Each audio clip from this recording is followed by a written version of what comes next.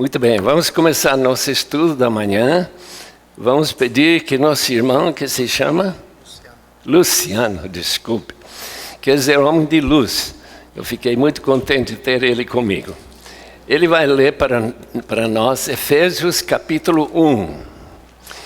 Porque estamos agora procurando entender a doutrina bíblica da relevância da igreja. O que significa relevância? Significa importância, significa influência, significa aquilo que importa. Tal como uma família bem ajustada é relevante para a sociedade. E se toda a sociedade tivesse pais e filhos bem ajustados, nós teríamos uma sociedade muito bem ajustada. E é isso mesmo, por causa da relevância. Portanto, vamos ouvir esse capítulo primeiro e examinar o que nós devemos entender em termos de relevância. Efésios capítulo 1. Paulo, apóstolo de Jesus Cristo, pela vontade de Deus, aos santos que estão em Éfeso e fiéis em Cristo Jesus.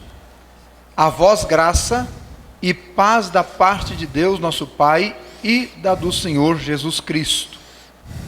Bendito Deus e Pai de nosso Senhor Jesus Cristo, o qual nos abençoou com todas as bênçãos espirituais nos lugares celestiais em Cristo, como também nos elegeu nele antes da fundação do mundo, para que fôssemos santos e irrepreensíveis diante dele em amor, e nos predestinou para filhos de adoção por Jesus Cristo, para si mesmo, segundo o beneplácito de sua vontade, para louvor e glória da sua graça, pela qual nos fez agradáveis assim no amado, em quem temos a redenção pelo seu sangue, a remissão das ofensas segundo as riquezas da sua graça, que ele fez abundar para conosco em toda a sabedoria e prudência, descobrindo-nos o mistério da sua vontade,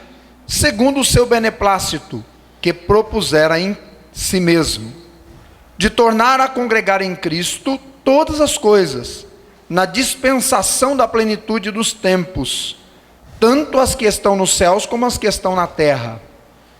Nele digo, em quem também fomos feitos herança, havendo sido predestinados, conforme o propósito daquele que faz todas as coisas, segundo o conselho da sua vontade, com o fim de sermos para louvor da sua glória, nós, os que primeiro esperamos em Cristo, em quem também vós estáis, depois que ouvistes a palavra da verdade, o evangelho da vossa salvação, e tendo nele também crido, fostes selados com o Espírito Santo da promessa, o qual é o penhor da nossa herança, para a redenção da possessão de Deus para louvor da sua glória. Pelo que, ouvindo eu também a fé que entre vós há no Senhor Jesus Cristo, e a vossa caridade para com todos os santos, não cesso de dar graças a Deus por vós, lembrando-me de vós nas minhas orações, para que o Deus de nosso Senhor Jesus Cristo, o Pai da glória, vos dê em seu conhecimento o espírito de sabedoria e de revelação, tendo iluminados os olhos do vosso entendimento, para que saibais qual seja a esperança da sua vocação, e quais as riquezas da glória da sua herança nos santos, e qual a sobreexcelente grandeza do seu poder sobre nós, os que cremos, segundo a operação da força do seu poder, que manifestou em Cristo, ressuscitando-o dos mortos, e pondo-o à sua direita nos céus, acima de todo principado e potestade e poder, e domínio, e de todo nome que se nomeia, não só neste século, mas também no vindouro, e sujeitou todas as coisas a seus pés, e sobre todas as coisas o constituiu como cabeça da igreja, que é o seu corpo, a plenitude daquele que cumpre tudo em todos. Muito obrigado, pastor. Vamos orar e pedir que Deus ilumine nossos corações nesta manhã. Pai Celeste, Tu que nós nunca vimos, mas sabemos que estás próximo a nós, muitíssimo obrigado por este texto de Tua Palavra e a significância que tem para a nossa vida e a vida da Tua igreja, essas igrejas locais onde estamos trabalhando para a Tua glória. Pai Celeste, ilumine nossos corações. Ajuda-nos não somente a refletir sobre realidades que talvez não pensamos muito antes, mas que nós possamos realmente ver a relevância dessas realidades que Tu tens preservado para nós, desde a época de Paulo até hoje. Amém. Abençoa cada um que está na Tua presença nesta manhã. Te rogamos em nome de Jesus. Amém. Amém. Relevância, isto é, aquele que influencia, aquilo que vai criar diferença, aquilo que vai capacitar para nós percebermos a importância daquilo que está sendo feito. Por exemplo, nossa reunião aqui é relevante ou não, dependendo até que ponto aquilo que se faz aqui, que tem que ser feito nos anos passados, seja relevante. Isto é, que haja diferenças, que haja mudanças para o melhor. Agora, a pergunta-chave que nós temos que fazer esta manhã foi levantada por um casal de escritores num livro recentemente publicado pela Vida Nova, chamado A Verdade, capítulo A Verdade. Philip Jensen e seu colega Tony Payne, da Austrália, escreveram recentemente um capítulo sobre a igreja universitária. As conclusões são que nós não pensamos seriamente sobre a natureza da igreja, sobre a teologia da igreja. Aqueles que pertencem à igreja local vão assistir domingo de manhã, além dos grupos de estudantes, como na ABUB, no Brasil, que tem reuniões durante a semana. Argumenta que nossas denominações não permitem que nós pensemos teologicamente sobre a igreja. Por quê? Por que eles levantam essa questão? E cheguei à conclusão. Porque todos aqueles alunos ganhos pela graça de Deus, na universidade, nem sei qual, lá na Austrália, ainda vão para a igreja no domingo. E eles não param para pensar que a própria palavra igreja significa ajuntamento. Eles se ajuntam no seu grupo, numa sala de aula, e eles estão em comunhão uns com os outros. Portanto, estes irmãos Tony Payne e Philip Jensen estão querendo argumentar que, portanto, é uma igreja universitária. Eu estou duvidando. Eu vou admitir que eu estou duvidando. Há uns anos atrás, já faz talvez mais de 30, talvez mais de 40, que Jim Peterson, que era um dos líderes principais dos navegadores, veio para o Brasil com seu colega, trabalhar em Curitiba e lá abrir, não uma igreja, mas um grupo de universitários, igual a esse que nós acabamos de ver na Austrália, onde os irmãos são evangelizados, eles são instruídos na palavra, eles procuram conhecer a palavra profundamente. o que mais me surpreendeu dos navegadores, que eles não queriam que aqueles irmãos soubessem que eram evangélicos.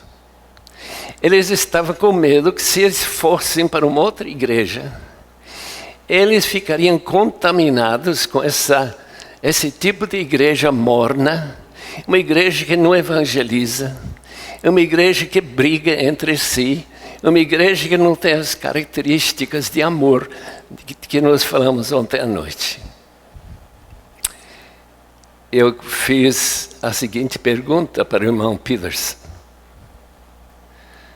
vocês não batizam? Uma vez que a pessoa se dedica a Cristo, vocês não batizam esse indivíduo? Não. Então não tomem a ceia. E se não tomam a ceia nem batizam, a pergunta é: esta é uma igreja? Ou é apenas um ajuntamento? Que a palavra igreja significa ajuntamento, significa congregação. E, portanto, deixam o pessoal no ar. Quando eles vão para outro lugar, quando eles saem de Curitiba, depois de estudar, o que vão fazer? Vão continuar evangelizando. Essa é a esperança, né? Em outras palavras, pensar teologicamente sobre a igreja significa quais são os absolutamente necessários elementos, além de ajuntar-se numa sala de aula para estudar a Bíblia. E a conclusão que eu cheguei é que eu desafiei o irmão Jim Peterson, que é um líder, escreveu livros, eu não sei o que mais, um rapaz muito capaz e inteligente, que isso é fundamental, que haja, além de ajuntamento, além de crer no Senhor Jesus para ser salvo, além de obedecer à Bíblia, batizar, tomar a ceia, criar liderança organizacional e, além do mais, praticar a disciplina da igreja. Em outras palavras, ainda que a palavra eclesia significa apenas ajuntamento, a palavra hebraica kahal significa ajuntamento ou congregação, congregar. Isso não é toda a história, ela tem mais. Vou continuar assim citando o que esses irmãos estão pensando. E os irmãos vão ver se concordam com isso ou concordam comigo. Como era a reunião não exclusiva, que tinha intenção de alcançar todos os que se interessariam, a reunião tinha crentes e incrédulos, como havia na igreja de Corinto. Nós ouvimos há minutos atrás exatamente como começa aquela igreja em Tuiutuí. Coisa interessante esse nome, né?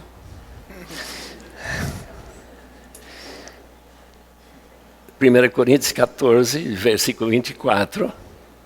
Incrédulos, junto com crentes, estão sendo instruídos.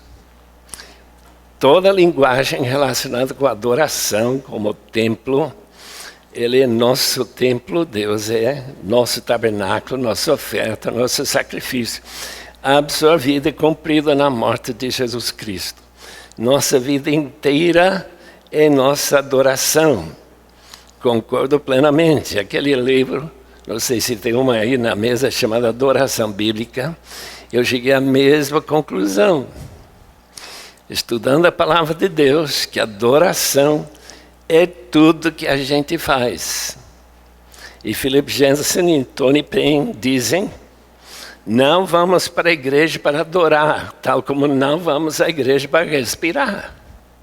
Os irmãos vieram aqui para respirar esta manhã? Claro que vieram para respirar, senão estarão todos mortos.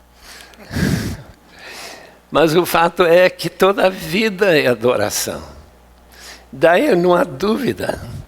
Mas junto com este fator, temos outros elementos além de respirar.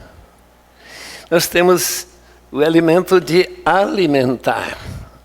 Nós temos exercício. Nós temos que cuidar da saúde e tudo mais.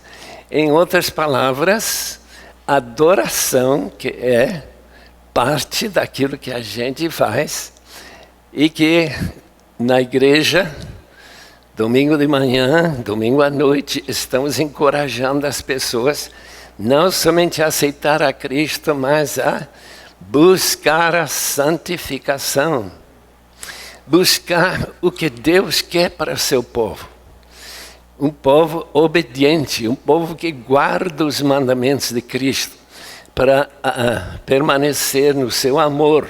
Assim diz João 15, versículo 10. Então, a principal estratégia como igreja universitária, segundo, é livrar-nos de nossos membros. Exatamente contrário de uma igreja. Uma igreja reúne os membros, e eles estão dizendo, não, nós queremos expulsar nossos membros. E justamente que os navegadores lá em Curitiba estavam dizendo, nós queremos expulsá-los. Nós não queremos que eles se contaminem com outros grupos.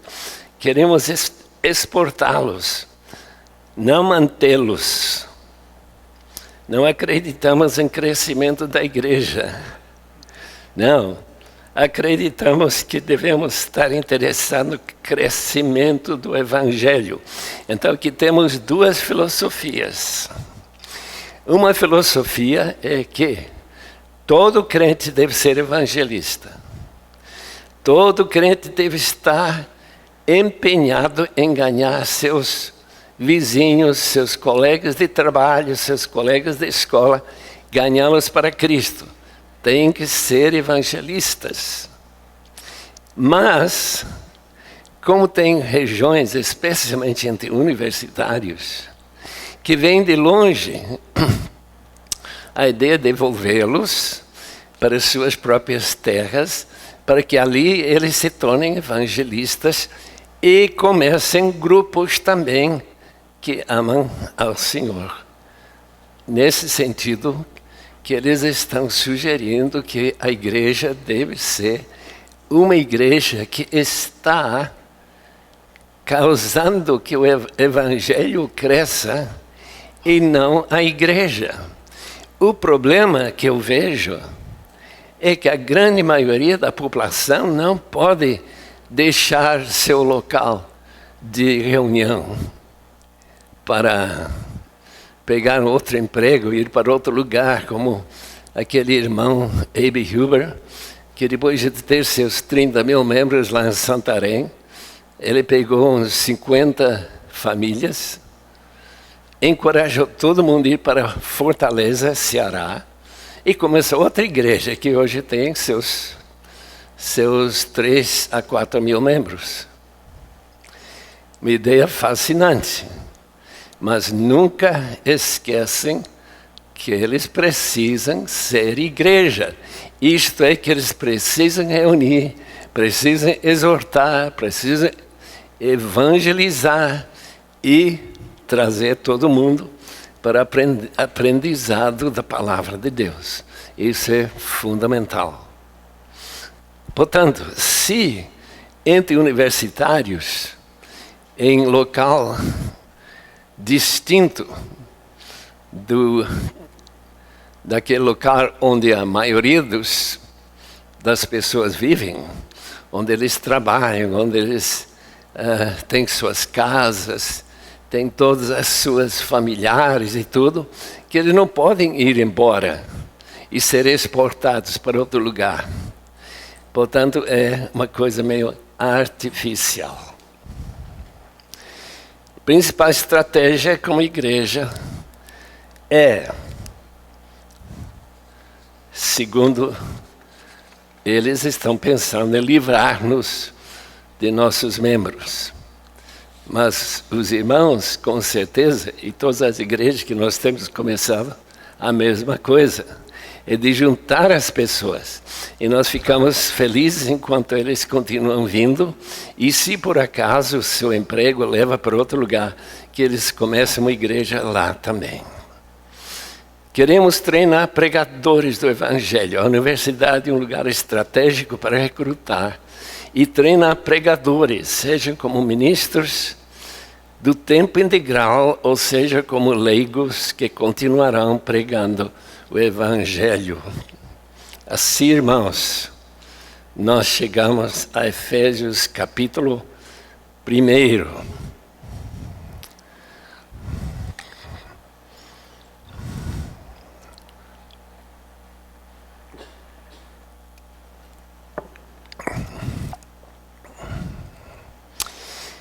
O que é que nós aprendemos nesse capítulo?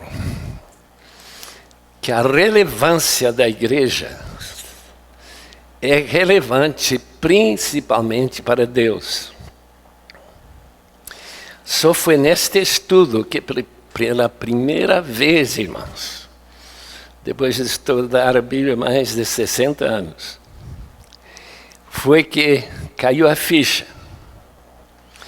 Que se a igreja não fosse importante para Deus, se não fosse relevante para Deus, Deus teria planejado a criação do mundo sem ter nós em mente.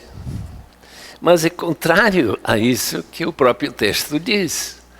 Antes da criação do mundo, antes de pensar no habitat, onde vocês e eu moramos, antes de pensar em que maneira que a família Shed vai conhecer a Cristo, como que eles vão chegar a ser filhos adotivos. E a resposta é por causa da relevância ou importância que a igreja tem para Deus. Se não fosse, não precisa ser muito complicado, Deus nunca teria enviado seu filho para morrer para a igreja e trazer essa salvação que nós todos gozamos e que tem sido para nós o alívio de todos os mais complicados mazelas, o fato que nós fomos escolhidos antes da fundação do mundo. É impossível para nós imaginarmos o que significa isso, especialmente se o universo tem milhões de anos, como alguns acreditam. Eu não sei porque eu não estava lá. Eu vou perguntar quanto tempo tem esse universo, que está em expansão tão rápida que as partes mais distantes estão quase chegando à velocidade da luz, na separação uns dos outros, na expansão. De qualquer forma, antes disso, seja apenas 6.000 anos, seja 600 bilhões de anos, Deus pensou em sua igreja. E quem comporia parte daquela igreja? E quem se ajuntaria para aquela igreja? Quem seriam os que se tornariam filhos nessa família gloriosa de Deus? A relevância da igreja para Deus é central na palavra de Deus, especialmente em Efésios capítulo 1. Versículo 4, já vimos, antes da fundação do mundo, para ser santos e irrepreensíveis perante Ele. Ele não quer filhos que são apenas salvos. isto é, que tem seus nomes escritos no livro da vida. Ele deseja filhos que de alguma maneira refletem a própria natureza de Deus, em termos de sua característica básica e fundamental, que é santidade. Sede santos, porque eu sou santo, irrepreensível, que nenhuma acusação do diabo, nenhuma acusação de um Richard Dawkins de Londres possa atingir sua vida ou a minha. Que nós sejamos filhos adotivos que nada mais desejam mais importante e relevante do que ser imitadores de Deus, imitadores do seu Filho amado, objeto do seu amor, de modo que predestinou para ele, para ser filhos adotivos. E a igreja existe para louvor da glória de sua graça, que ele nos concedeu gratuitamente no amado. Não sei se os irmãos lembram, hoje de manhã, a parábola do casamento em Mateus 22. O texto é fascinante porque nessa parábola, Jesus divide o judaísmo, aqueles que rejeitaram a Jesus e que provocaram a destruição de Jerusalém no ano 70. E ao outro lado, coloca o desastre do indivíduo que aparece lá naquele casamento, sem vestuário, absolutamente necessário para participar no casamento. Como entraste, rapaz? Como que você chega aqui? Por que ninguém parou você na porta? E você está aí. O que está na sua cabeça? O que está funcionando? Daí ele manda os seus servos amarrá-lo e jogá-lo lá fora, onde haverá ranger de dentes, onde haverá tristeza eterna. O que quer dizer isso? Pessoas enganadas quanto à razão da sua salvação. A razão da escolha de Deus antes da fundação do mundo. Pelo menos eu entendo assim.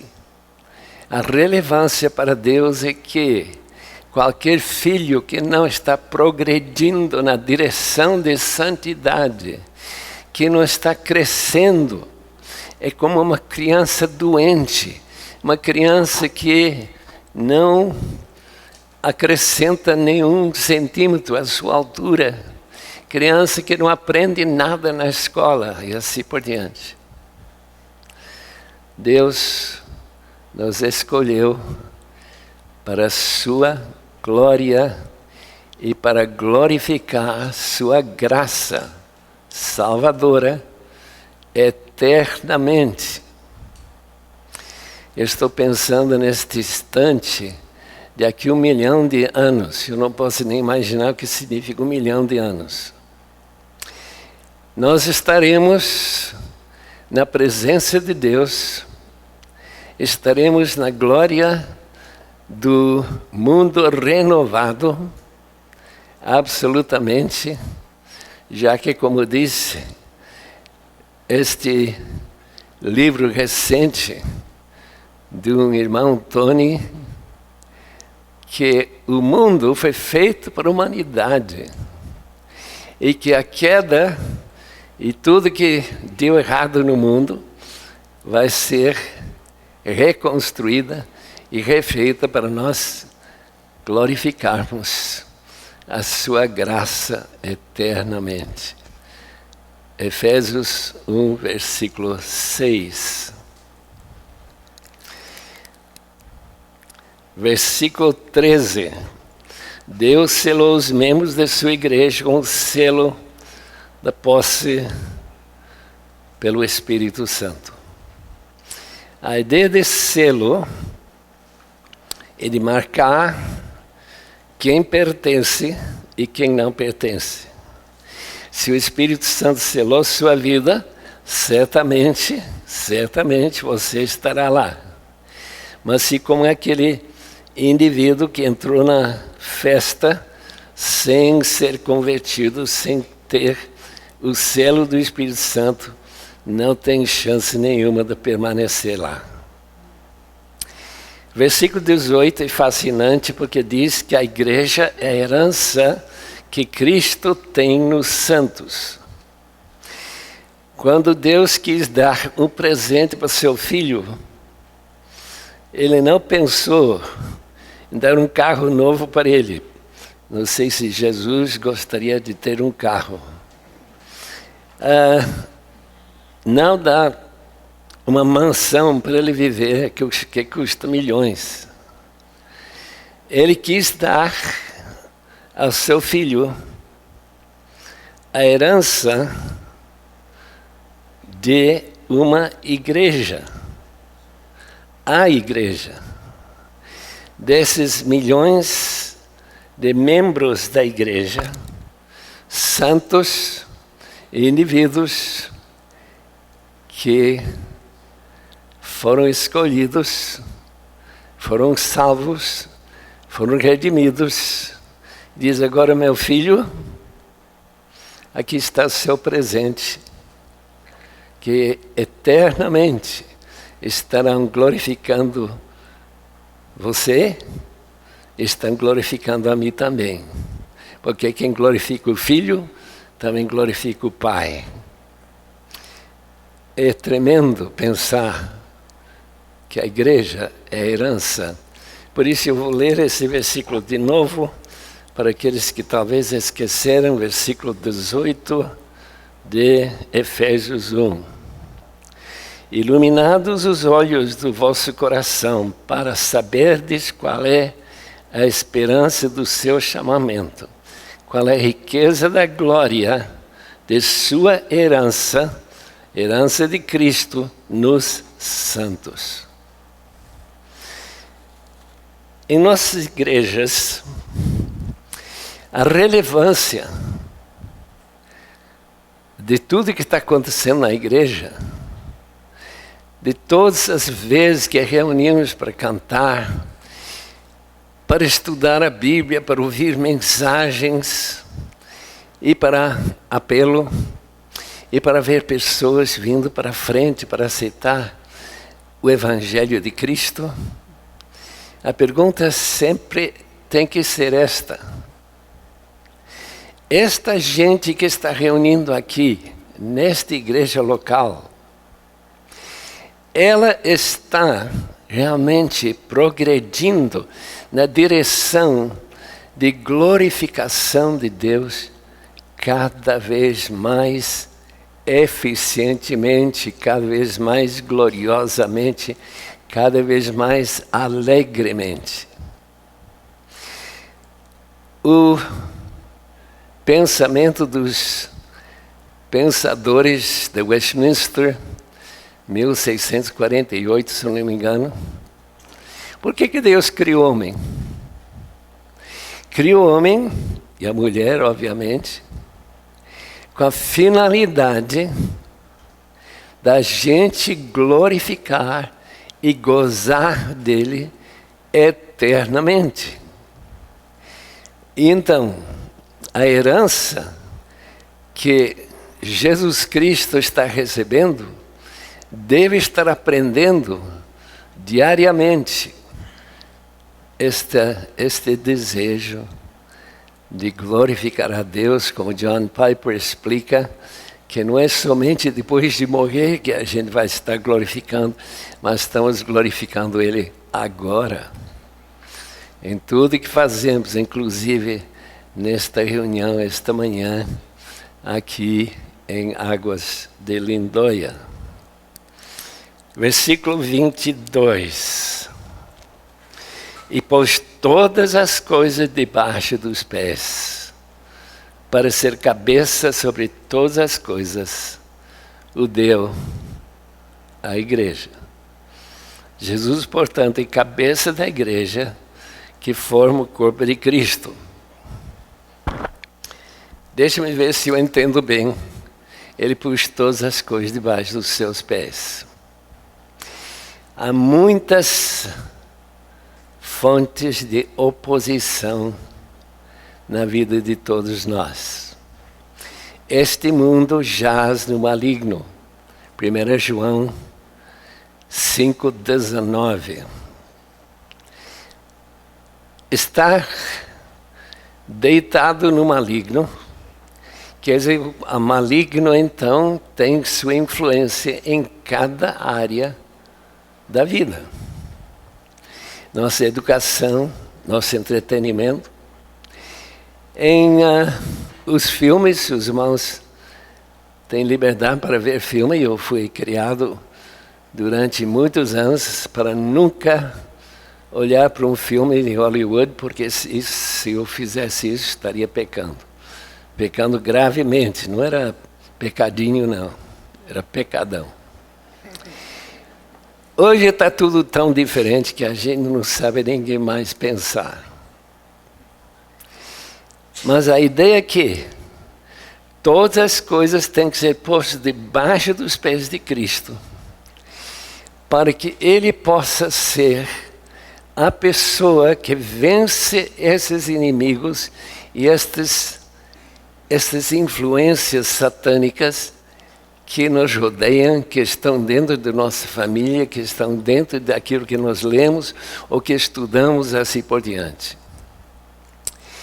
Uma das coisas que tem me impressionado muito, eu vou para muitos diferentes lares no Brasil todo, e várias vezes tenho encontrado jovens estudando dia e noite para passar um vestibular e ganhar um curso universitário federal de graça, que trará muito mais prazer, dinheiro e assim por diante.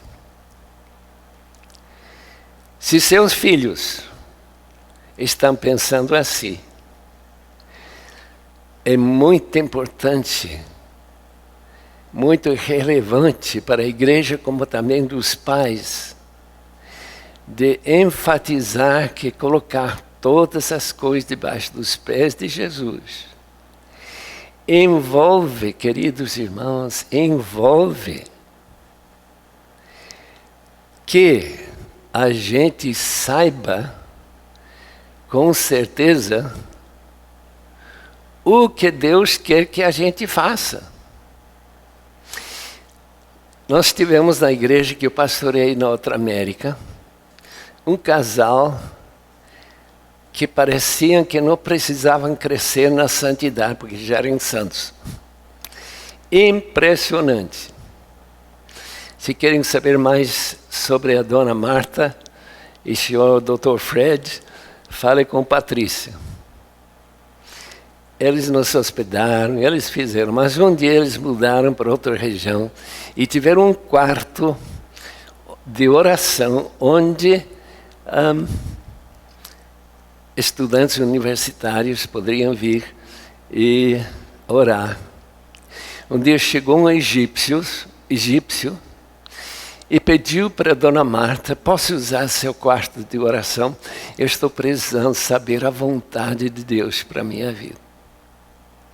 Diz: pois não, pode. Vai querer uma refeição? Não, senhora. Só quero orar, jejuar, até Deus mostrar o que Ele quer que eu faça com a minha vida. Em todos os meus anos no Brasil, nunca ouvi, não digo que não tem muita gente que faz, simplesmente ouvi alguém dizer uma coisa dessa.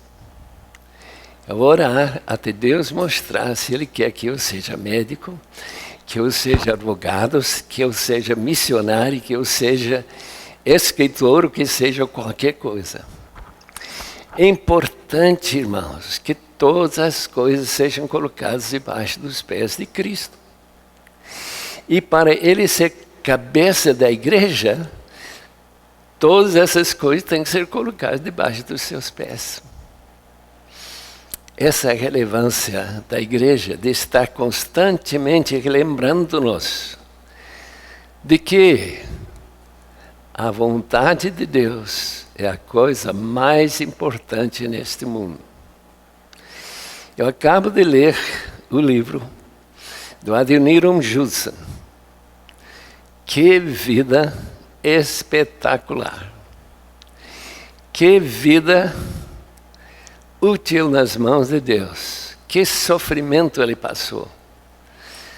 2 esposas falecidas antes da sua última esposa sobreviver a ele quando ele faleceu.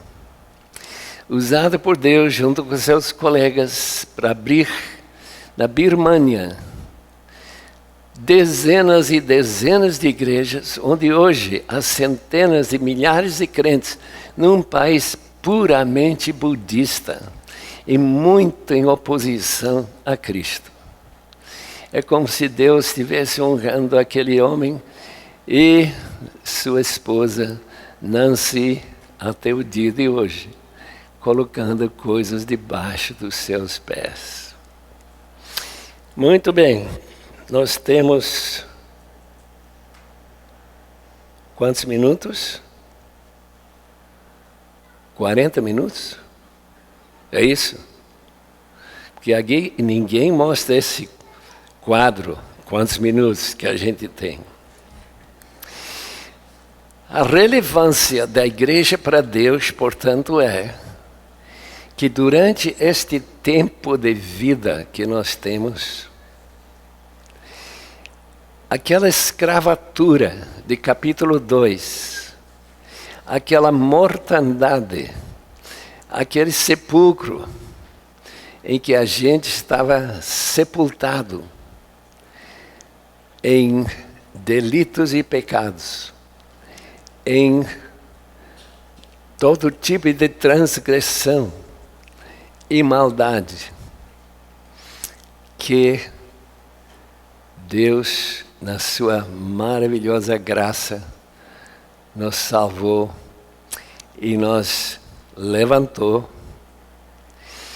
para gozarmos da graça de Deus através de sermos glorificados com Ele na sua ressurreição. Dr. Peter O'Brien, de Moore College, Sydney, Austrália, veio falar para nós, na Inglaterra, 1988, se não me engano, que uma coisa que eu não tinha pensado, toda a nossa adoração, toda a nossa vida cristã, toda a nossa reunião, é uma reunião de uma entidade que tem 2 dimensões ao mesmo tempo. Eu não sei como a gente, depois de estudar a Bíblia anos e anos, nunca tinha visto. A gente sempre pensa, não, eu sei que é uma entidade espiritual, que o Espírito Santo habita em nós e assim por diante. Mas eu não tinha percebido que a vida cristã, segundo Efésios 2, Colossenses capítulo 3, e especialmente Hebreus capítulo 12, versículos 20, 22 até 27, que nossa adoração é celestial e é mundana ao mesmo tempo. 2 dimensões espirituais e físicos normais entre nós. Deixe-me ler em Efésios 2 este elemento fundamental. Mas Deus, depois de falar sobre nossa escravatura a Satanás, o espírito deste mundo, inclinações de nossa carne, pensamentos errados, filhos da ira, como também os demais. Mas Deus, versículo 4, sendo rico em misericórdia por causa do grande amor com que nos amou, estando nós mortos em nossos delitos, nos deu vida juntamente com Cristo, pela graça sois salvos, e juntamente com Ele nos ressuscitou e nos fez assentar nos lugares celestiais em Cristo Jesus, para mostrar nos séculos vindouros a suprema riqueza de sua graça em bondade para conosco em Cristo Jesus. Quantos dos irmãos esta manhã, a chegar aqui e começar a cantar esses hinos e a louvar ao Senhor Jesus, quantos dos irmãos estavam conscientes de que você está glorificado, que está entronizado com Cristo nos lugares celestiais? Se eles são como eu, não passou pela cabeça nenhuma vez. Quer dizer, nós somos tão ligados a este mundo, estamos tão ligados a nossas famílias, a nosso trabalho, a nosso envolvimento com o material, nosso individualismo, aquilo que está sentindo, qualquer dor, aquela dificuldade que tivemos de dormir à noite nessa nova cama e assim por diante, que essa realidade é mais importante para nós do que essa realidade de estarmos entronizados com Cristo nos lugares celestiais. De maneira que, quando Cristo voltar,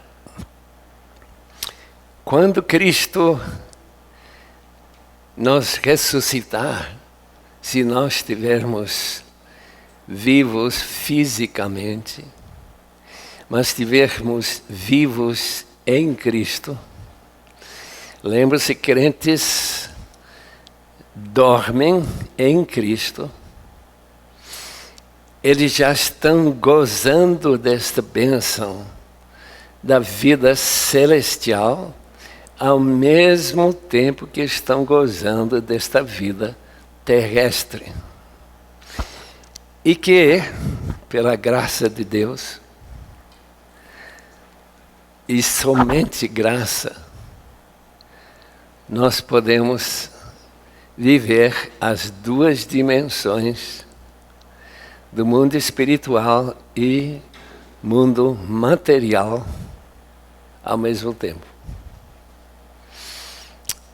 Como a nossa vida mudaria em termos de ansiedade, em termos de medo, em termos de imaginar que um assaltante, quando escutamos algum barulho na casa, um assaltante está dentro da casa, que já tivemos essas experiências também, e que isto não criaria para nós ansiedade, porque nossa vida está escondida em Cristo, em Deus. Então tem duas camadas da Trindade que estão, segundo Colossenses 3:4, que estão nos segurando e protegendo. Essa ideia que o apóstolo Paulo vai passando para nós é uma das alegrias de saber que em Cristo nossa vida é segura, nossa vida está já garantida. E ainda que nós gememos, segundo Romanos 8, versículo 18 em diante, nós gememos, Porque nesse lado físico, há doenças, há dores, há câncer, há perda de entes queridos, e há filhos até drogados. Mas, ao mesmo tempo, estamos em Cristo. 2:13. Nós que estamos longe, fomos aproximados pelo sangue de Cristo,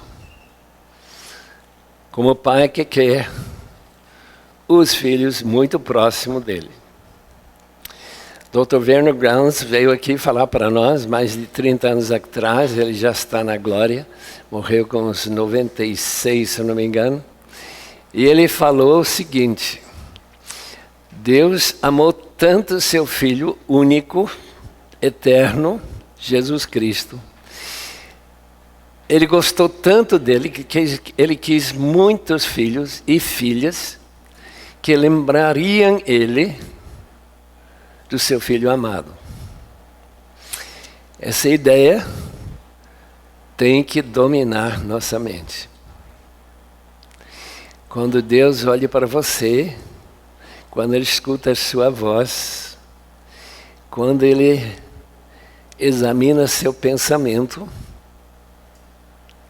Ele está dizendo: olha, a irmã me lembra demais do meu filho Jesus. Ou poderia ser no caso de qualquer irmão aqui, que Deus diz: você me lembra muito do meu filho. Que qualidades? 1 João 4:17. A W. Tozer trouxe isso para a minha mente quando eu não tinha pensado nesse versículo. Tal como Ele é, vocês são no mundo. Tal como Ele é, vocês estão no mundo. Em outras palavras, Jesus não está aqui mais no mundo físico, nós estamos. E quando Deus olha para nós, Ele está procurando os amigos que nós fazemos ser amigos que são de Jesus. Ele quer práticas que são características de Jesus. Tal como Jesus era durante sua vida, nós somos neste mundo. Eu vou ver como está nessa versão, porque eu tinha lido em outra versão, de 1 João 4:17. Nisto é nosso aperfeiçoado amor, para que no dia de juízo mantenhamos confiança, pois segundo Ele é, também nós somos neste mundo. Tal como Ele é, nós somos representantes da realidade de Cristo neste mundo,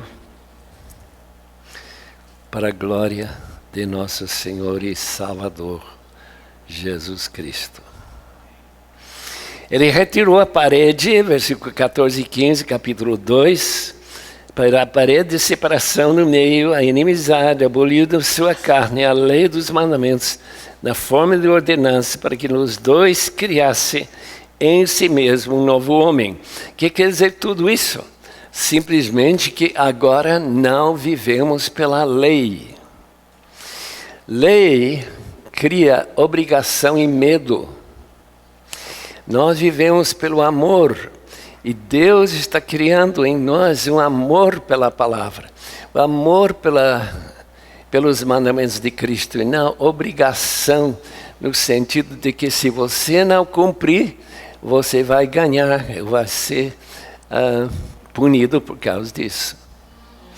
Então, o novo homem é justamente o homem que Adão deveria ter sido se ele não tivesse desobedecido junto com Eva. Em outras palavras, o homem não caído. O novo homem é uma referência a Cristo, mas também uma referência ao que Cristo está formando no conjunto de sua igreja.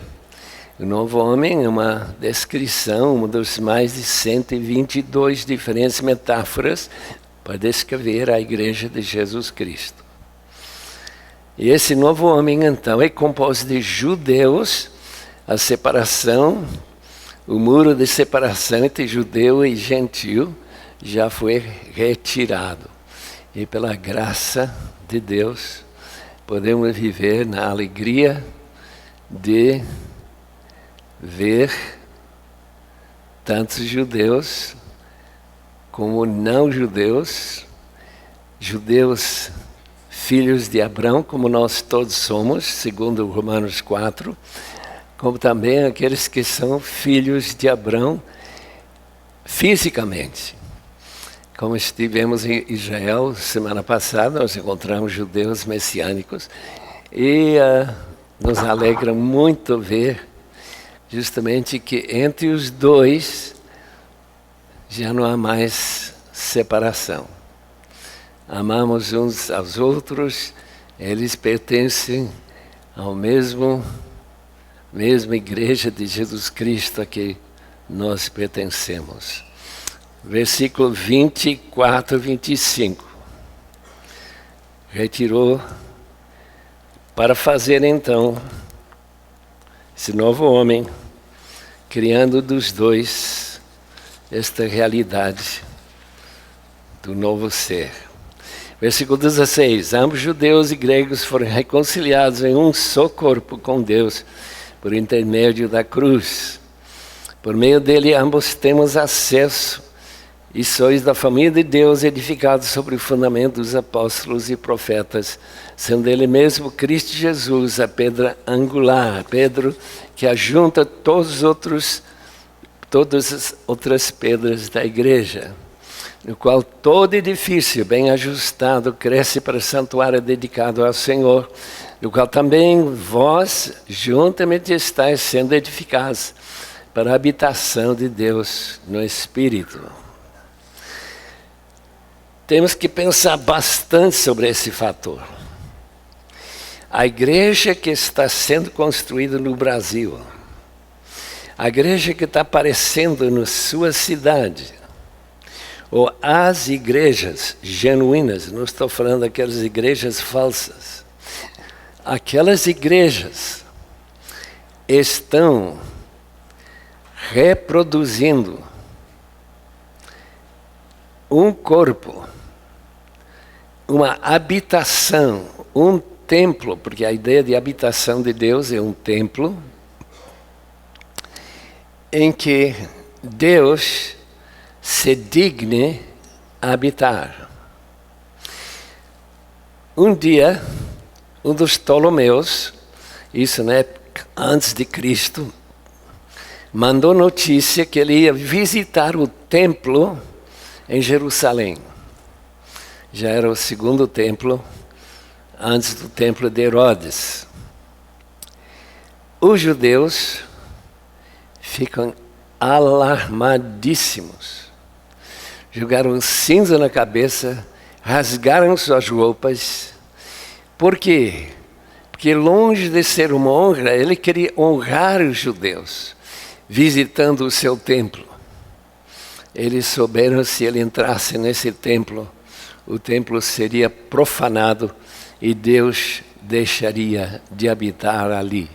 Essa é a ideia que está por trás dessa maneira de reagir.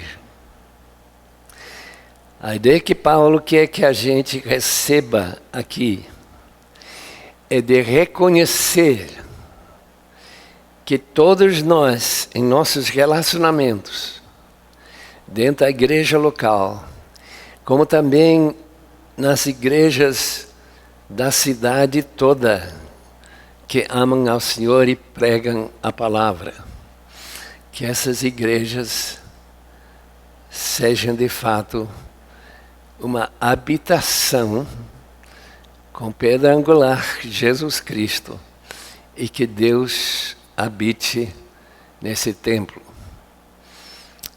Esta noite vamos querer falar sobre a casa do Pai, mas já dá para perceber que estamos usando a linguagem que o Novo Testamento usa para descrever o templo. O templo que foi destruído, destruí este templo e em 3 dias edificarei outro. Então, versículo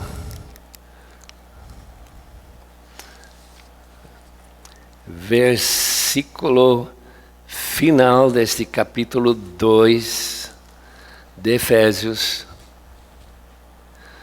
no qual também vós juntamente estáis sendo edificados para a habitação de Deus no Espírito. Eu acho importante notar que ele não diz que nós já estamos edificados, estamos em processo de edificação. E Deus, pela sua graça, está nos dando mais uma chance, uma terceira chance, uma 11ª chance e assim por diante, para que nós possamos ser uma casa que seja honra para Deus, que Ele não tenha receio de habitar nessa casa. Conclusão. A Igreja de Cristo, estendido durante o tempo todo e também o espaço, ele engloba todos os gemidos de todas as épocas e eras. Isso fica muito mais claro em Hebreus, que nós queremos estudar mais detalhadamente depois. Esta visão da Igreja Universal não minimiza a importância da congregação local. A comunidade pactuada e o povo peregrino de Deus que regularmente se reúne para adorar, louvar, cantar, proclamar, disciplinar, amar, servir e enviar. Mas Hebreus não apenas descreve a reunião da Igreja Universal, reunido no Monte Sião, mas adverte contra a negligência dos cristãos que menosprezam as reuniões regulares da igreja local. Apeguemo-nos com firmeza à esperança que professamos, pois aquele que prometeu é fiel, e consideremos uns aos outros para nos incentivarmos ao amor e às boas obras. Não deixemos de reunirmos como igreja, segundo o costume de alguns, mas procuremos encorajar-nos uns aos outros, ainda mais quando vocês veem que se aproxima o dia da volta de Cristo. Podemos concluir pelos textos examinados, como também a oração de Jesus em João 17, que a unidade da igreja tem grande relevância para o nosso Deus triuno. Tal como Deus único, em 3 pessoas, tem diversidade e tem unidade. Tanto unidade como diversidade são fatores fundamentais de todas as etnias, de todos os grupos, de todas as línguas e de todos os povos. Deus está construindo a sua igreja. 122 diferentes figuras para falar da igreja do Novo Testamento. A maioria aponta para a unidade que Deus almeja para a sua igreja. Havendo mais do que 30 mil denominações, que já falamos, segundo David Barrett, Enciclopédia do Cristianismo, mostra como a igreja é rachada e fragilizada. Em 1 de Pedro 2,4, chegando-vos para ele, a pedra que vive, rejeitada pelos homens, mas com Deus eleita e preciosa, também vós mesmos, como pedras que vivem, sois edificados casa espiritual para serdes sacerdócio santo, a fim de oferecerdes sacrifícios espirituais agradáveis a Deus, por intermédio de Jesus Cristo.